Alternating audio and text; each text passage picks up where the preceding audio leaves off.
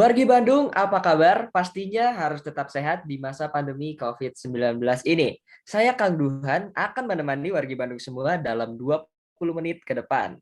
Pada pagi hari ini, Badami Bandung Diskusi dan Monitoring Inovasi, episode ke-27, akan mendiskusikan sebuah tema yang berjudul Upaya Satpol PP Kota Bandung Tingkatkan Kedisiplinan dan Kesadaran Hukum.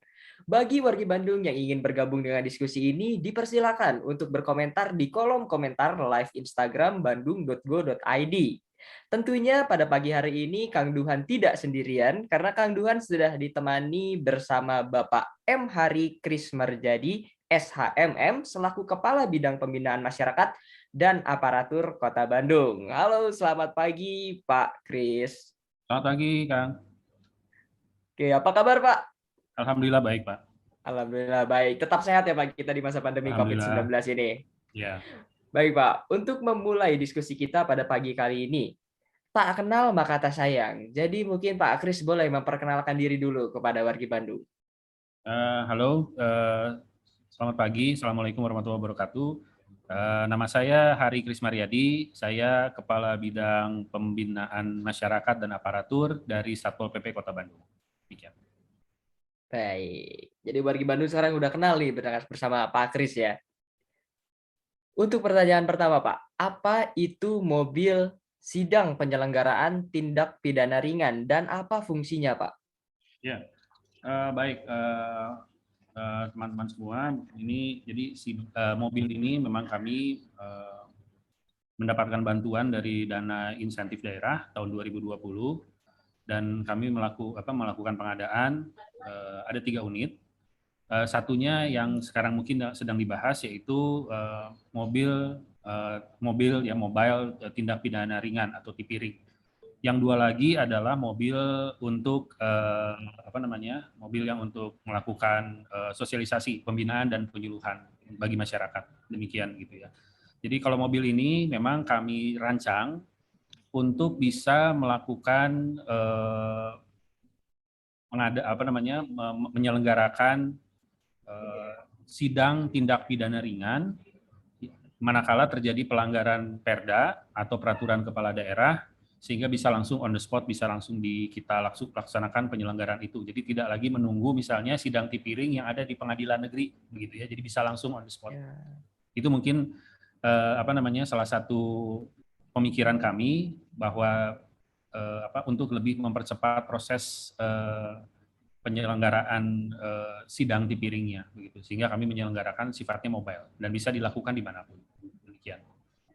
Baik, kalau untuk jenis-jenis pelanggaran yang termasuk ke dalam tindak pidana ringan itu apa saja Pak? Kalau di dalam normatifnya memang tipiring itu memang sudah ada ya Kang ya. Jadi memang tindak pidana ringan adalah tindak pidana yang sudah didefinisikan di dalam peraturan daerah kita, mengandung sanksi begitu ya. Dan itu kalau ancaman hukumannya di bawah 3 bulan dan kalau misalnya ada denda itu paling maksimalnya adalah 50 juta. Itu adalah pembatasan yang dilakukan di dalam peraturan daerah sebagaimana dimaksud dalam Undang-Undang 23 tahun 2014 mengenai pemerintahan daerah. Ya. Baik, bagaimana teknis operasional mobil sidang penyelenggaraan tindak pidana ringan ini Pak? Ya, jadi kalau misalnya sekarang gini kita melakukan operasi begitu ya, operasi penegakan peraturan daerah, maka kita langsung dan terjadi pelanggaran atas Perda. Ya. Kalau terjadi pelanggaran atas Perda, maka kita langsung melakukan tindakan. Nah, tindakan itu juga kan pasti ada penahan. Misalnya sekarang ID atau misalnya tanda pengenal dari pelanggarnya ditahan begitu ya, sehingga itulah adalah bukti jadi pelanggaran atas peraturan daerah dan peraturan daerah mana yang dilanggarnya itu memang harus jelas dulu. Nah sesudah itu baru dilakukan sidang. Kalau memang umumnya biasanya kita langsung mengirimkan berkas-berkas itu ke pengadilan negeri. Ya nanti akan ada biasanya hari Jumat ya, kalau nggak salah itu hari Jumat itu biasanya ada sidang tipiring. Nah itu ada waktu tertentu.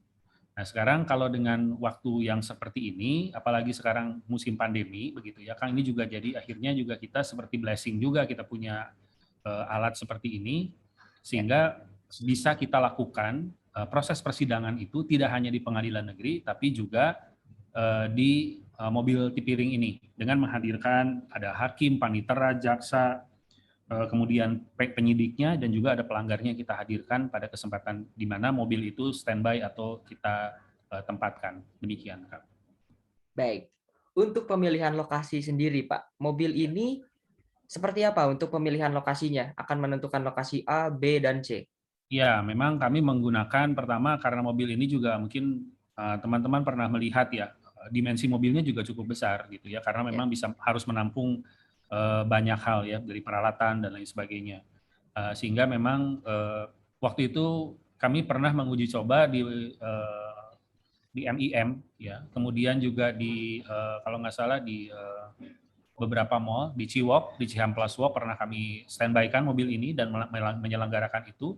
Kemudian di Jalan Insinyur Haji Juanda, ya, di depan salah satu di parkiran pusat perbelanjaan salah satu toko modern lah yang kita di situ dan diselenggarakan sidangnya demikian. Jadi Baik. kita memang mengatur supaya memang pertama tidak menimbulkan kemacetan, kemudian juga mobilnya juga bisa parkir dengan nyaman, kemudian juga proses penyelenggaraan dari sidang tipiringnya sendiri juga bisa berjalan dengan baik. Begitu. Oke, baik Pak. Ya. Untuk memperkenalkan mobil ini ke masyarakat, seperti apa bentuk penyuluhan yang diberikan untuk memperkenalkan mobil ini? Baik, kemarin mungkin kalau tidak salah kami sudah melaunching ya, melaunching mobil ini pada bulan November kemarin ya gitu, minggu kemarin kalau tidak salah kami sudah melaunching kendaraan ini dan juga memang dalam beberapa media sosial yang memang resmi dari Satpol PP Kota Bandung juga dan termasuk mungkin dengan acara hari ini juga mungkin kita melakukan pengenalan atau sosialisasi bahwa Satpol PP Kota Bandung sudah memiliki kendaraan yang fungsinya selain melaksanakan proses penyelenggaraan sidang tipiring atau tindak pidana ringan, juga ada yang bisa kita lakukan juga dari sisi pembinaan dan penyuluhan bagi masyarakat dan aparatur. Demikian. Oke, baik. Respon dari masyarakat sendiri seperti apa, Pak? Ini memang kalau dilihat mungkin yang baru operasionalnya itu kan kurang lebih dari mobil tipiringnya ya gitu. Kami mencoba menanyakan ke beberapa responden yang yang pasti adalah pelanggar ya, yang waktu itu memang di sidang melalui proses di mobile tipiring ini. Nah, jadi responnya positif begitu kan. Jadi bisa mempersingkat proses proses persidangan sehingga kan status hukum kemudian juga persidangan dan hal sebagainya juga bisa kita lebih percepat karena dengan acara ini kan tidak tergantung pada hari di mana sidang dilaksanakan. Kemudian juga kan si kerumunan atau misalnya antrian itu juga bisa kita lebih persempit sebenarnya, bisa kita lebih persingkat antriannya apabila memang harus di pengadilan negeri. Baik, jadi sangat mempercepat proses karena biasanya dari hari di mana orang itu terkena pelanggaran sampai ke sidang itu cukup waktu yang lama. Dengan adanya mobil ini bisa langsung disidang hari itu juga. Nah, ya, selain disidang pada untuk waktu yang kita tentukan ya, tidak harus misalnya hari-hari yang ada di jadwal sidang tipiring yang ada di pengadilan negeri. Baik, berarti bisa jadi lebih cepat dari hari itu ya, Pak? Ya, betul. Itu yang memang rencana kita kan kalau kita membuat sesuatu yang inovasi itu kan mempercepat proses dan tidak mengurangi mengurangi dari seluruh proses yang harusnya kita laksanakan. Jadi lebih mempermudah layanan bagi masyarakat. Baik. Selain untuk tindak pidana ringan, adakah fungsi lain dari unit kendaraan ini, Pak? Yang tadi ya, karena kita punya 3 unit, 2 unit lagi itu adalah untuk penyuluhan bagi masyarakat. Jadi memang arahan Pak Wali Kota Bandung itu bahwa kami di Satpol PP memang harus lebih mengemukakan atau lebih mengedepankan upaya edukasi bagi masyarakat. Jadi mobil kami ini yang 2 unit lain itu adalah mobil yang kita rancang untuk melakukan edukasi bagi masyarakat. Edukasi dalam hal ini misalnya peraturan daerah yang mengandung sanksi, sehingga nanti ketika masyarakat juga mengetahui, harapan kami adalah tingkat pelanggaran juga akan semakin lebih bisa ditekan, bisa diminimalisasi. Karena masyarakat mengetahui apa yang tidak boleh dan boleh dilakukan atau misalnya yang tidak boleh dilakukan dari segi misalnya pelanggaran peraturan daerah. Jadi itu mungkin Kang. Jadi tidak hanya sekedar tipiring saja, tapi itu hanya 1 unit, tapi Ya, 2 unit lagi adalah untuk edukasi bagi masyarakat. baik. Dari segi fisik, Pak, perbedaan mobil unit yang mengurus tipiring dan yang untuk penyuluhan itu apa, Pak? Kalau mungkin juga nanti kayaknya sih harus kita lakukan tour ya, tour on the spot gitu ya. Ya, Jadi betul. kalau untuk mobil tipiring, memang itu kita membuat miniatur persidangan seperti halnya persidangan di pengadilan, di pengadilan negeri. Ya, di situ ada meja untuk hakimnya, untuk panitera, untuk jaksa, untuk PPNS atau penyidiknya. Kemudian juga ada dari korwasnya juga begitu ya. Jadi seperti halnya miniatur persidangan yang ada di PN. Ya.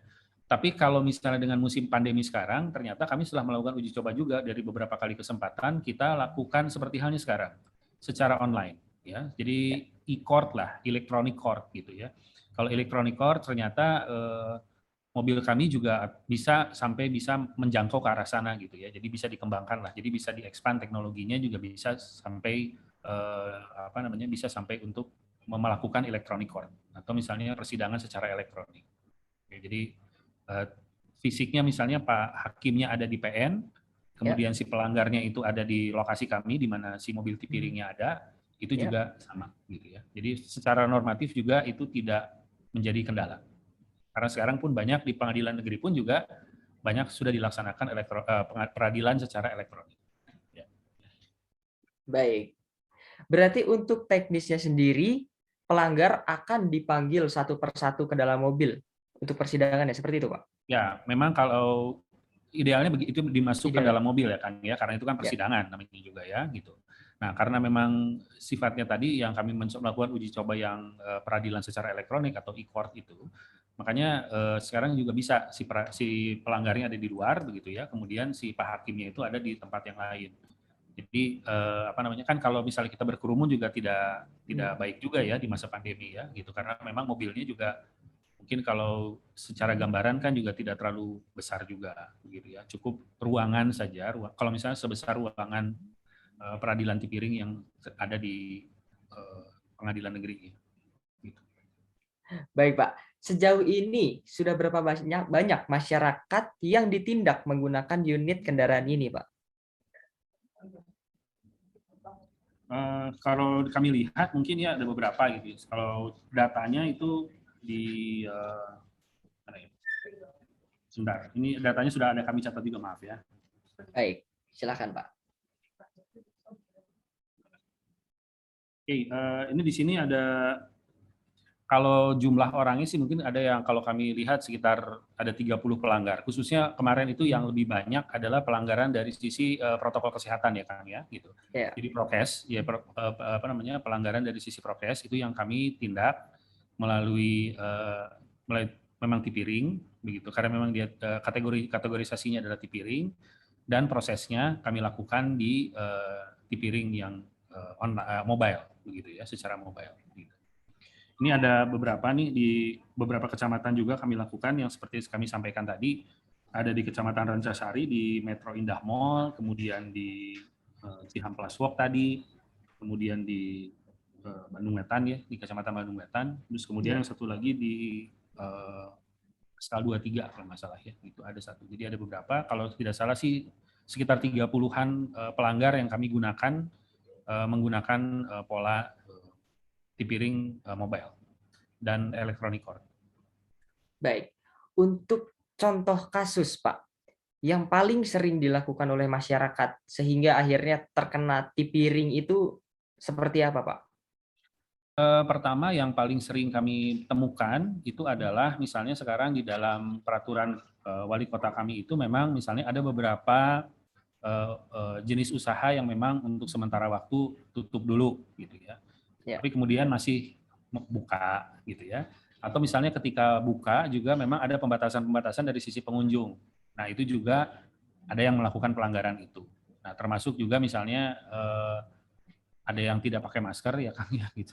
Tidak pakai masker juga atau tidak menggunakan masker begitu ya. Jadi memang kami melakukan tindakan-tindakan itu. Kebanyakan memang yang saat ini dilakukan adalah prokes. Memang kemarin ada juga gitu yang kami sidangkan karena misalnya penebangan pohon tanpa izin. Kan kalau menebang pohon yang dimiliki oleh pemerintah daerah itu kan harus mendapatkan izin ya dari pemerintah daerah. Nah, tapi tanpa izin sudah ditebang begitu. Jadi kemudian kami sidangkan juga karena itu memang sifatnya tipiring, kami sidangkan juga dan kami uji coba atau lakukan di secara elektronik dan secara mobile yang ada dalam yang dimiliki unitnya oleh kami. Demikian. Oke, menarik. Ada tentang menebang pohon ya Pak. Jadi intinya jika ingin Ya, menebang pohon itu harus izin terlebih dahulu kan? betul. Ya, Meskipun alasannya entah hujan kah, petir dan lain-lain. iya. Jadi gini Kang, memang sudah menjadi kewajiban kami, pemerintah daerah juga memastikan bahwa seluruh pohon itu memang kan tidak berbahaya bagi masyarakat. Ya, Dan memang juga teman-teman kami khususnya di Dinas DPKP 3 itu juga kan bisa memastikan bahwa eh, tanaman, pohon gitu ya, itu juga tidak kemudian membahayakan masyarakat karena rantingnya jatuh misalnya begitu. Atau misalnya melakukan penebangan juga pasti penebangannya juga dengan standar-standar penebangan yang memenuhi standar keamanan. ya Nah, betul. itulah makanya dan memastikan juga bahwa yang ditebang itu memang berbahaya gitu ya Kang. Jadi tidak hanya sekedar tebang karena kan ada kadang-kadang alasannya juga karena menghalangi pemandangan begitu ya atau Iya menghalangi betul. kadang-kadang juga buat kami sebenarnya itu bisa kita diskusikan atau bisa kita sampaikan bahwa kalau memang berbahaya itu bisa dilakukan penebangannya oleh pemerintah daerah. Jadi tidak dilakukan sendiri. Kalau dilakukan sendiri ya itu tadi gitu karena memang harus memperoleh izin. Itu yang penting. Di garis bawahi adalah izinnya Ya. dulu. Baik Pak, adakah pihak-pihak lain yang terlibat atau bekerja sama dalam adanya mobil tindak pidana ringan ini? Ya, itu yang tadi kami sampaikan sudah pasti ya gitu dari pihak pengadilan negeri, ada hakimnya, kemudian ada paniteranya juga, ada dari pihak kejaksaan negeri juga, ada jaksa yang dihadirkan. Kemudian juga dari unsur Polrestabes Kota Bandung ya, karena di situ kan dan PPNS. Kalau PPNS itu di kami ya, penyidik pegawai negeri sipil itu kan memang ada di bawah pengendalian pemerintah daerah, khususnya di Satpol PP. Ya, Tapi kalau misalnya memastikan bahwa seluruh prosesnya itu sudah dilakukan dengan benar, maka ada di situ ada Korwas PPNS, Koordinator Pengawasan PPNS. Nah, Korwas PPNS ini juga sifatnya memantau begitu ya, memantau seluruh proses penyidikan yang dilakukan oleh PPNS dan itu kami libatkan dalam setiap kali penyelenggaraan sidang tipiring on street. Gitu. baik. Harapan Pak Kris untuk Bandung dengan adanya mobil sidang penyelenggaraan tindak pidana ringan, Pak. Ya memang harapan kami dengan adanya semacam inovasi yang dilakukan begitu ya oleh kami di Satpol PP ini kiranya juga bisa mempermudah proses dari persidangan ya. Kemudian juga kalau dikaitkan dengan pandemi sekarang juga bisa mengurai paling tidak kerumunan atau antrian orang-orang yang melakukan yang patut diduga untuk melakukan pelanggaran begitu ya. Jadi prokesnya bisa terjaga, proses normatifnya juga bisa kita lakukan. Terus kemudian juga harapan kami yang paling penting adalah pelanggaran di Kota Bandung juga akan menjadi lebih sedikit begitu ya.